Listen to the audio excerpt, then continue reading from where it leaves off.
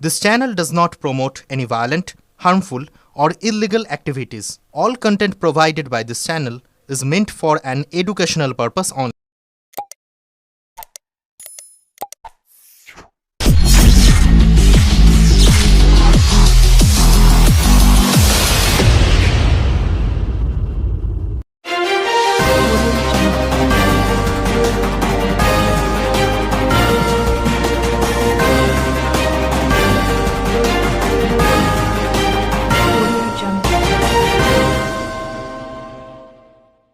ফুটবলের মাপের টিউমার ছিল পেটে। অস্ত্রোপচার হলো হুগলির প্রত্যন্ত গ্রামের নার্সিংহোমে। সুস্থ রয়েছেন রোগী। সিঙ্গুরের বারুইপাড়ার বাসিন্দা পৌরা উমা মালিকের মাস দুয়েক ধরে পেটের সমস্যা দেখা দেয়। ভারবার ছিল পেট, খিদে পেত না, অল্প খেলেই পেট ভরে যেত। প্রথমে বুঝতে পারেননি কি থেকে এমনটা হচ্ছে। সপ্তাহ খানেক আগে পেটে ব্যথা শুরু হয় তার। সিঙ্গুর গ্রামীণ হাসপাতালে ডাক্তার দেখাতে যান। আল্ট্রাসোনোগ্রাফি করতে বলেন ডাক্তার বাবু। আল্ট্রাসোনোগ্রাফিতে ধরা পড়ে টিউমার আছে পেটে। তখনও রোগী বা তার পরিবার জানতেন না ঠিক কত বড় টিউমার রয়েছে। বারুইপাড়ার একটি নার্সিংহোমে স্ত্রীরোগ বিশেষজ্ঞ চিকিৎসক মৃগাঙ্ক মৌলি সাহার তত্ত্বাবধানে রবিবার হয় অস্ত্রোপচার। 8 কেজি ওজনে টিউমার বের করা হয়। নার্সিংহোম কর্তৃপক্ষ জানায়, এর আগে একবার 7.5 কেজি ওজনের টিউমারের অস্ত্রোপচার হয়েছিল এক রোগীর, কিন্তু 8 কেজি টিউমার এই প্রথম। টিউমার B9 নাকি ম্যালিগন্যাট তা পরীক্ষার জন্য বায়োপসি করতে পাঠানো হয়েছে। রিপোর্ট এলে রোগীর চিকিৎসা শুরু হবে। আপাতত 3 দিন নার্সিংহোমে ভর্তি থাকার পর ছুটি দেওয়া হবে। পৌরার আত্মীয় সৌমেন কোলে বলেন, প্রথমে বুঝতে পারিনি পিসিমার পেটে এত বড় টিউমার আছে।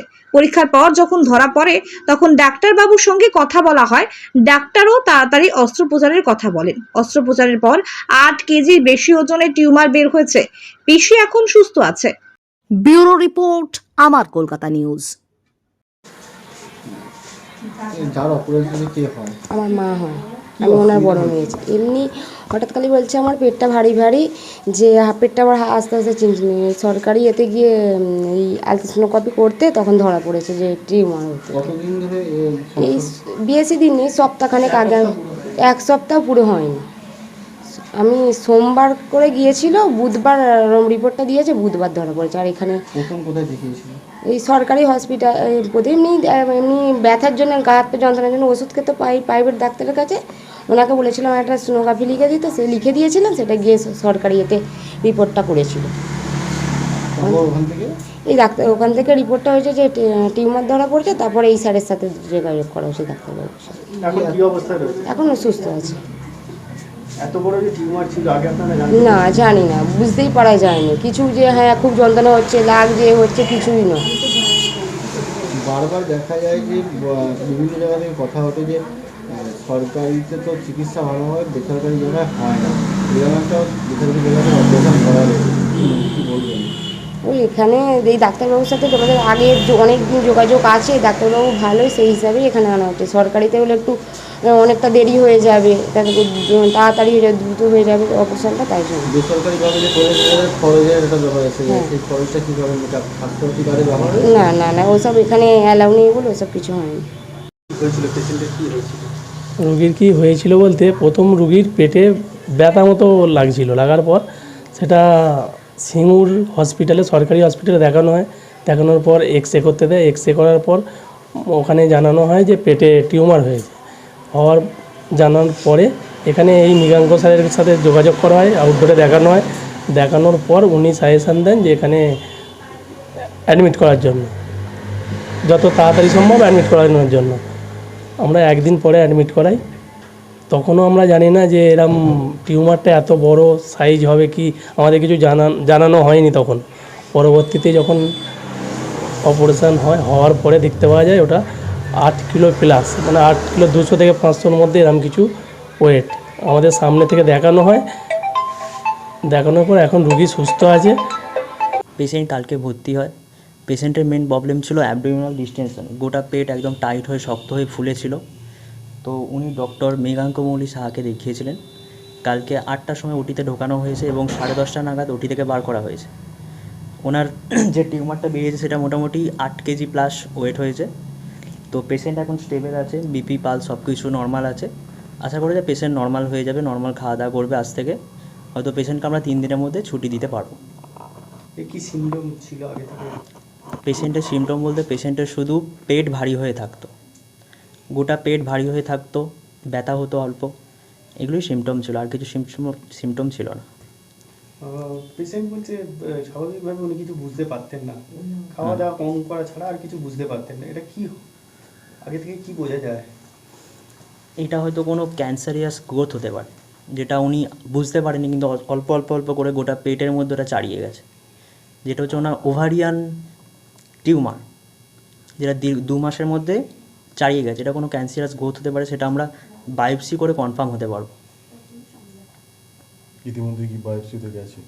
বায়োপসির জন্য যাবে, রিপোর্ট মোটামুটি 15 দিনের মধ্যে আমরা পাবো, তারপর ওটা কনফার্ম হতে পারবো যেটা কোনো ক্যান্সারাস গ্রোথ বা অন্য কিছু নর্মাল গ্রোথ। এই রোগটা কোন রোগের দিকে হচ্ছিল? হ্যাঁ, তো সাধারণত দেখা যায় যে টিউমার অনেক সময় দেখা যায় ছোটো পাওয়া যায় 100 গ্রাম 200 গ্রাম, সেক্ষেত্রে এটা একটা শরীরের মধ্যে 8 কেজি প্লাস টিউমার, সেদিকে মানে খুব একটা ক্ষতির দিকে তো দেখা যায় নাকি?